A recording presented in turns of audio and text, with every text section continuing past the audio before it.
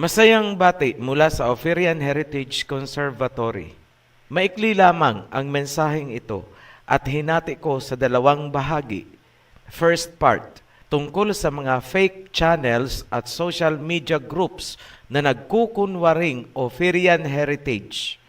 Second part, tungkol sa mga huwad na kawan na pinamumunuan ng mga huwad na leader na pilit nagdudunong-dunungan at nag-aala propeta. Para kanino ang mensaheng ito? Para sa publiko, para sa mga followers ng mga huwad na kawan, at para sa mga tapat na servants of alahayam. Dumako tayo sa first part. Maraming nagtatanong kung kabahagi ng Oferian Heritage Conservatory or kung may kaugnayan tayo dito sa Oferian Republic Channel. Isabay ko na rin ang iba pang mga Oferian Kuno channel and social media groups sa Facebook and other platforms. Ito ang aming sagot. Wala po kaming kinalaman dito sa Oferian Republic. Ang ginagawa ng Oferian Republic Channel ay isang uri ng copyright infringement na nagdudulot ng kalituhan sa publiko.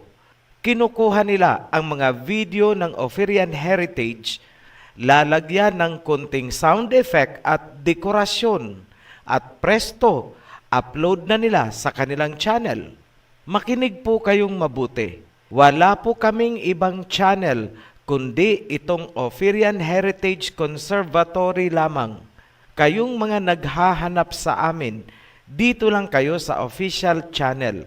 Huwag po kayong pupunta dyan sa kung ano-anong Oferian Kuno channels. Maliban na lang kung may endorsement mula sa amin. Ulitin ko, maliban na lang kung ini-endorso namin ang channel. Ito ang observation namin sa gawain nitong mga Oferian Kuno channels. Inililigaw nila ang mga taong naghahanap sa amin at nagnanais magpasakop sa covenant. Mag-ingat po sa mga nagsusulputang Oferian Kuno channel gamit ang aming mga video at katuruan. Hindi namin kasamahan ang mga yan. Inilalayo lamang kayo sa kawan para hindi kayo makapasok sa covenant. Ganyan na ganyan ang ginawa ni Pablo noon. Hinayjak ni Pablo ang katuruan ng mga tunay na apostol, binudburan ng libadura, sabay itinatag niya ang grupo sa Antioch na tinatawag natin ngayong Christianity. Kalaunan, lumaki ang Christianity na nagmumula sa Antioch at kinalaban na nila ang tunay na kawan na itinatag ng Mesaya sa Jerusalem. Gamit ni Pablo ang copycat na katuruan, kinalaban nila ang mga tunay na apostol hanggang ngayon. Yan din ang ginagawa nitong mga fake channels na humahijack sa mga video at katuruan ng OHC. Kung talagang malinis ang intensyon ninyong mga nagnanakaw ng aming video, simple lang ang dapat nyong gawin. Gumawa kayo ng sarili ninyong video bilang pagsuporta sa OHC channel. Sa muli, bilang pag-alerto sa publiko, mag-ingat po kayo sa mga nagsusulputang grupo sa Facebook, YouTube at iba pang social media na ginagamit ang katuruan ng Oferian Heritage. Ginagamit ang pangalan ng OHC. Hindi nila kayo aakayin papasok sa covenant, bagkos ginagamit lamang nila ang katuruan ng Oferian Heritage upang makapagtayo ng sarili nilang kawan. In short, sariling ambisyon. Kalaunan, unti-unti nilang lalasunin ng kung ano-anong katuruan ang isipan nitong mga tao na naipon nila sa kanilang kawan. Pablo style. Ulitin ko, wala po kaming kinalaman sa mga grupong yan. Ngayon, paano nyo malalaman ang tunay na channel ng Oferian Heritage at paano nyo matatagpuan ang tunay na kawan na may malinis na adhikain at naaayon sa banal na kasulatan? Simple lang. Click ninyo ang pangalan ng channel na nasa ibaba ng video. Makakarating kayo sa homepage ng channel. Pagdating nyo sa homepage, click nyo ang About at tingnan kung kailan inilunsad ang channel. Ang Tunay na Ophirian Heritage Channel ng Tunay na Kawan ay inilunsad noong June 8, 2019. Buong Kawan, hinihiling ng OHC sa inyo na makipagtulungan kayo. Huwag ninyong papayagan na mamayagpag itong mga grupo na inililigaw ang mga tupa na naghahanap sa atin. Magpatuloy tayo sa part 2. Tungkol ito sa mga huwad na kawan na binuo or binubuo ng mga nagmamarunong na lider-lideran.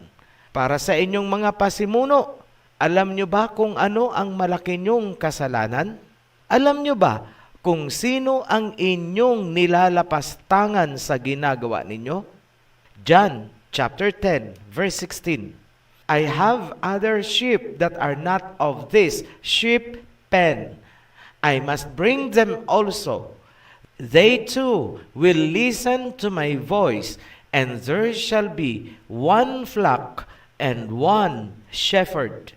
May mga tupa ako na nasa ibang kulungan. Sila man ay makikinig sa akin. Kukunin ko sila at iipunin sa isang kawan. One flock, one shepherd. Ang ibig sabihin, one voice, one command. Yan ang nilalabag ninyong mga nagdudunong-dunungang pasimuno ng kung ano-anong grupo. Marami sa inyo ang nag-aangkin na kayo ang pinili daw ng Aba upang tipunin ang mga tupa, upang buuhin ang kawan. Ang galing ninyong umangkin. Bueno, kung kayo nga ang pinili, sagutin nyo itong mga katanungan ko sa inyo para matauhan kayo sa inyong mga ambisyosong pantasya. Number 1 question. Nasaan kayo noong hindi pa lumalabas ang boses ng Ophirian Heritage mula sa silangan? Ulitin ko. Nasaan kayo noong hindi pa lumalabas ang boses ng Ophirian Heritage mula sa silangan? Ito ang pangalawa kong tanong sa inyo, mga lider-lideran na nagmamarunong.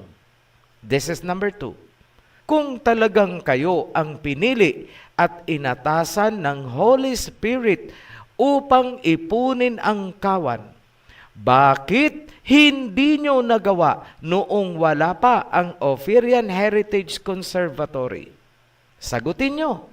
Ito number 3. Kung tunay nga kayong pinili, bakit labag sa Torah ang inyong mga katuruan? At higit sa lahat, bakit ang inyong ginagawa ay salungat sa salita ng Mesaya na tipunin ang mga tupa sa isang kawan? Sagutin nyo ng buong katotohanan at huwag ninyong niluloko ang inyong sarili at ang ibang tao na nagnanais pumasok sa covenant at sumama sa tunay na kawan. Masakit ang salita ko, mahapde, tagus-buto, masasaktan talaga kayo sapagkat masakit ang katotohanan. Hindi kayo ang pinili dahil kayo ay enjoy na enjoy, nagtatampisaw sa Babylonia noong wala pa ang boses ng silangan. Yan ang totoo. Harapin nyo ang katotohanan na hindi kayo ang pinili, kung kaya hindi nyo nagawang ilabas ang mga tupa sa Babylonian religions at tipunin bilang isang kawan. Harapin nyo ang katotohanan, nilabag nyo ang utos ng Mesaya, King Yahawashai, na pag-isahin ang kanyang mga tupa. One flock, one shepherd, one command. Nilabag nyo ang instruction ni King Yahawashai dahil sa pansarili nyong ambisyon. Yan ang totoo. Huwag tayong magpaikutan. John 10, verse 16. I have other sheep that are not of this sheep pen. I must bring them also. They too will listen to my voice, and there shall be one flock and one shepherd. Mag-ingat sa mga false prophets, false preachers, at mga huwad na leader na nagnanais magtayo ng kani-kanilang sariling grupo, kawan o sekta gamit ang katuruan ng Ophirian Heritage Conservatory at naglulunsad ng mga fake channels sa YouTube. Nasusulat, Matthew chapter 7 verse 15. Watch out for false prophets. They come to you in sheep's clothing, but inwardly they are ferocious wolves. Tagalog, maging mapagmatsyag laban sa mga huwad na propeta o mga nagpapahayag. Sila ay tila maaamong tupa, ngunit mababangis na lobo pala. Ano ang layunin? Simple lang, upang sirain ang tunay na kawan at harangin ang mga tupa na naghahanap sa tunay na kawan. Yan ang hangarin nitong mga fake channels na kinukuha lamang ang mga video at katuroan ng Ophirian Heritage Conservatory. Kayong mga umaklas sa kawan na sinimulan ng Ophirian Heritage Conservatory, tandaan nyo itong sinasabi ko. Kahit magkanda kuba-kuba kayo sa kakatuwad-tuwad ninyo, lahat yan ay mawawala ng saysay dahil sinusuway nyo ang nais ng Ama at ng Mesaya na ipunin ang tupa sa isang kawan. One flock, one shepherd. Ano ang ibig sabihin? Under one command. John chapter 10 verse 16. There shall be one flock and one shepherd. One voice, one command. Para sa inyong mga tagasunod nitong mga huwad na leader na pilit bumubuo ng huwad na kawan. Tandaan nyo, hindi kami nagkulang ng paalala sa inyo. Sinasalungat at kinakalaban nyo ang salita ng Mesaya na ipunin ang kanyang kawan. Itigil nyo ang patuwad-tuwad na kahipokritahan ninyo dahil hindi nyo mapagtatakpan ang kalapastanganan na ginagawa ninyo sa salita ni King Yahawashai. You are worshiping Him with your lips and not with your hearts. Ang nasa puso nyo ay hindi pagpapasakop, kundi kapalaluan. Saan kayo patungo? Sa ginagawa nyong pagsuway sa utos ng Mesaya bago siya umalis. Nasusulat, hindi lahat ng tumatawag sa pangalan ng Ama at ng Mesaya ay maliligtas, kundi ang mga sumusunod lamang sa kanyang salita. Tandaan nyo yan.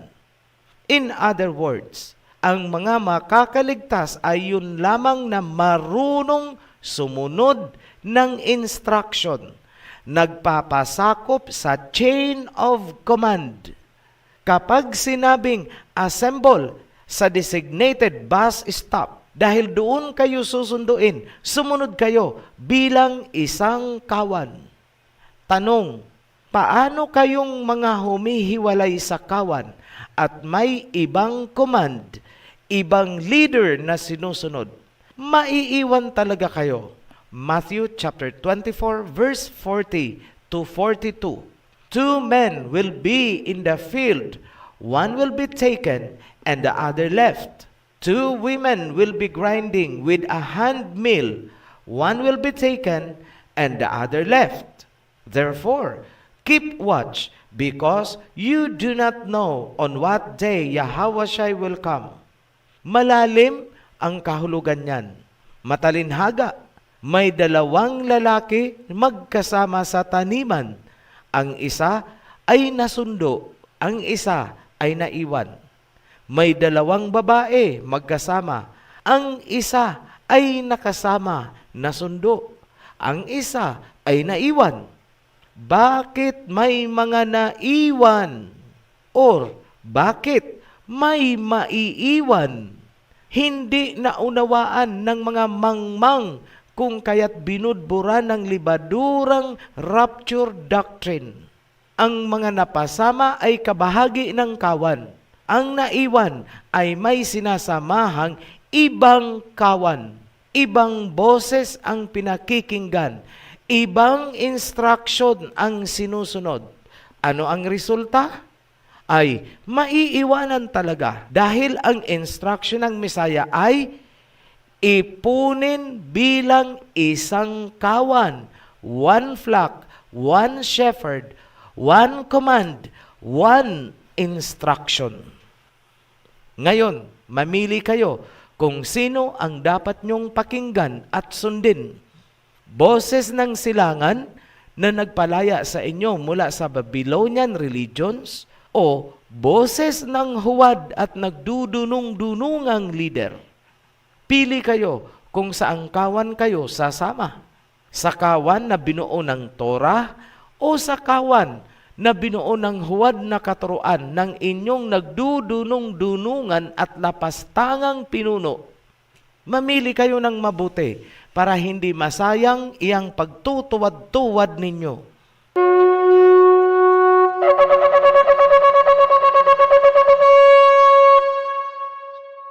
Your choice, your salvation. One is taken, one is left. Tandaan nyo yan. Makinig kayo, buong kawan. Do your part. Galugarin nyo ang mga social media platforms. Huwag hahayaang mamayani ang diwa at impluensya ni Pablo. Sagipin ang mga natrap sa mga huwad na kawan na may mga huwad na katuruan. Iwanan nyo ang mga nagmamatigas, walang pilitan.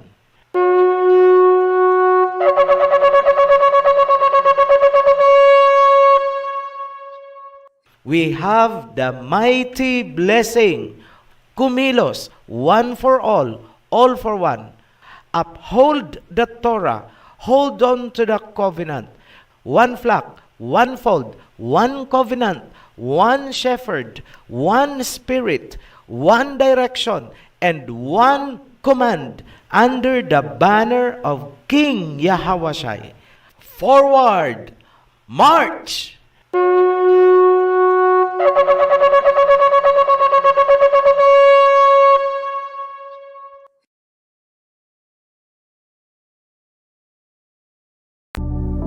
Ito ang panawagan ni Haring David galing kay Aba Yahweh. Tipunin ninyo sa akin ang aking mga banal, yaong nagsitipan sa akin sa pamamagitan ng haing alay.